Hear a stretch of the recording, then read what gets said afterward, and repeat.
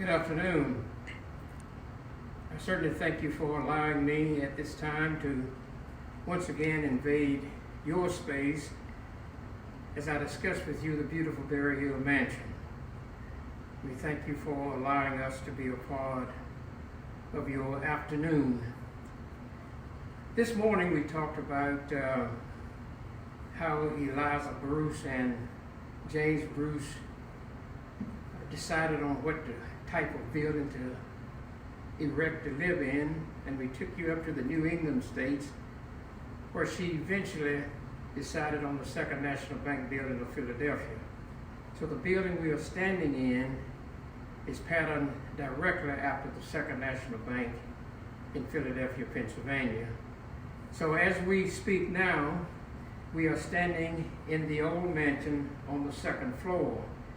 And I'm going to talk about the second floor and what went on at the time the Bruces were here. All of the master bedroom was downstairs as we saw this morning, but we're upstairs in the mansion, and all of the children bedrooms were upstairs. But I'm going to start with this room here. This room here is called the morning room. M-O-R-N-I-N-G. I always like to spell that because I don't want it to get confused with mourn, as if you were unhappy. This is where, in the morning room, all of the ladies of the house would meet each morning and start their day. I'm not sure exactly what they did. They probably drank coffee or tea, and they may have had something else. And every once in a while when I'm doing tours and tell people that this was the morning room and this is where the ladies start that day, they put in the G word and might have gossiped a little bit. But I'm not sure about that. But there was an excellent view. They had an excellent view to the outside, had an excellent view of what was going on. They saw who was going and who was coming. It was an excellent way for the women of Berry Hill, for the rich women of Berry Hill to start their day. And it is generally said that the young girls in the family would look down the driveway and hope old bachelor would come riding up on his white steed and sweep them off their feet and take them away from Berry Hill. I'm sure they probably thought about that as they observed the goings on looking down the driveway. What we will do now is walk through. There are several rooms upstairs, probably 6 or 7 at the time the Bruces were here. There was maybe 5 rooms downstairs and 5 upstairs. So we're going to walk through the suites as they are known now. We'll talk about each one. Old houses, by the way, did not have closet space. They had armoires or wardrobes. I'm not sure. I've heard several explanations as to why they did not have them. Some people said they didn't have a lot of clothes to put in them. And some people say they didn't have closet space because closet space were taxed as an additional room to the house. And I know that to be a fact. But all of the kids' bedrooms were upstairs. And this room, even today, is a rental suite. You could stay here tonight if you wanted to. And it is used now as a wedding venue. The wedding parties like to use this because this room is large, it's a lot of room. And the bridesmaids and the bride got sufficient room to prepare for the wedding. Most of the wedding takes place outside on the driveway, and they got sufficient room up here to prepare for it. I mentioned earlier in the presentation that Ellen Bruce met Richard Crane of the Crane Plumbing Company, and Richard gave indoor plumbing to the Bruces around 1900. And this plumbing here is the original plumbing that Richard Crane gave to the Bruces. This is the original plumbing that Richard Crane gave to the Bruces, and it still worked. Of course, when AXA refurbished the place starting in 1997, they had all of the stuff reglazed and resurfaced, and it still works like a charm. I was told by a reporter from the Washington Post fairly recently that this is called a bell, a telephone shower head. The facility in the other room has a regular shower head. You do not have to hold that in your hand. But this bathroom was put in about 40 years after the house was completed. The mansion itself was completed around 1844, and the bathroom was an addition around 1900. So it was added after the house was built. So it was an addition to the house. Now there were two rooms, but when Axel refurbished the place, they turned it into a suite. It is now a suite.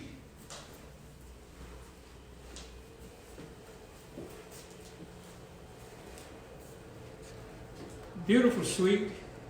Axel wedding parties like to use this because you rent a suite. They don't rent it individual rooms, just rent suites. So this is an antique bed. The person owner loved antique. That's an antique bed that they purchased not too long ago. Beautiful, beautiful sleeping bed, beautiful sleep. I've never slept in it, but I would like to before I leave Berry Hill. So that's about it for this room. Of course, Axel built this wing out here. We may talk about that later in another segment. So we'll move across to the next room. Played here. And now if you rent one of the suites, each suite that's rented, you have access to this area here, sort of a lounging area that is shared by the guests in either of the rooms we just came through. This is a beautiful staircase. Not many staircases like this in the United States. It is believed generally that a black artisan from over around Milton, North Carolina, Thomas Day, it is generally believed that he did some work on the staircase. He learned his trade from his daddy. I don't know where his daddy learned the trade, probably God-given talent. But Thomas Day was quite a cabinet maker. And some of his work is in the Museum of Fine History, in Danville's Museum of Art and History, one of his secretaries. There's an attic to this building, but nothing ever went on when the Bruces were here. They never needed the attic for space. They had sufficient space without the attic. But from time to time, builders that come through here, they like to see their timbers because they are huge timbers. And generally speaking, they're put together with pegs. Very little metal nails are needed for that. Now this staircase, this is the back staircase that the workers used when the Bruces were here. They used this to come in and out without having to use the staircase out front. This was the servants' staircase that they needed when they were going up and down the stairs. This room here, this is just the back side, the rear of the suite. The suite we just left is called the Bruce Suite, and this one is called the Carrington Suite.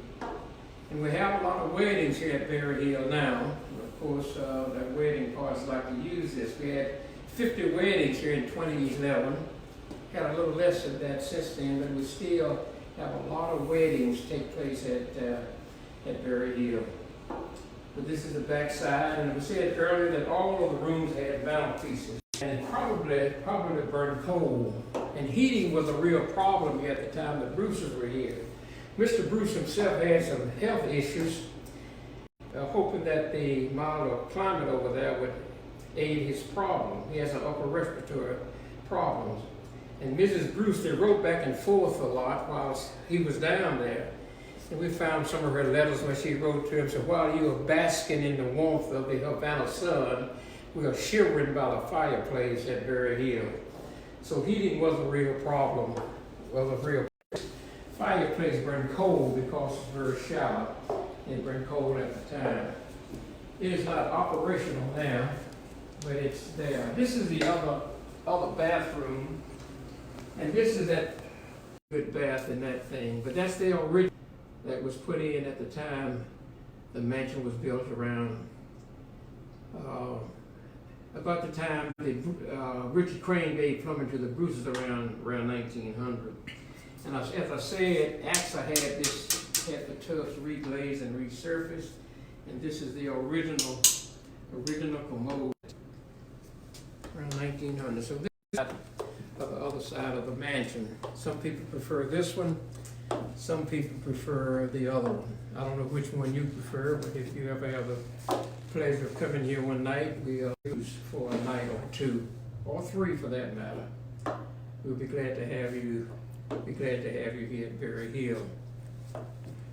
Because you have a good view when you look down the drive they had when they were living here. You may note that there's a column in front of the window that we are looking out, and we think that was done when the building was originally built to keep someone from looking directly in the window. But it would take a mighty tall peeping Tom to look in the window on this level.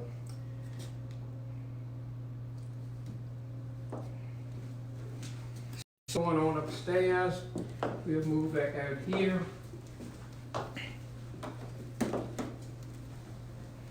And this is where we started from. They refer to it facetiously as a going with the wind staircase. And it's not many staircases like this in the United States. I don't know how many or where they are. It's not 50, it may be 2 or 3. And I don't even know if there are any that exactly like this. This may be one that is unique in and of itself, but it is a beautiful piece of furniture, beautiful piece of addition to the house. And they say that engineers over the years have marveled at how it stays up. It really appears to be floating on air. Obviously it is not, but it certainly appears to be, and engineers over the years have marveled at how well it stays up with no visible means of support. Well, that's just about conclude this segment, the third segment of the presentation and your visit to Berry Hill. Please let us know if you would us to do other presentations. There's a lot of things yet to be covered at Berry Hill, and we would like to do that for you if we find that you are interested. It's an absolute pleasure being with you. Good afternoon.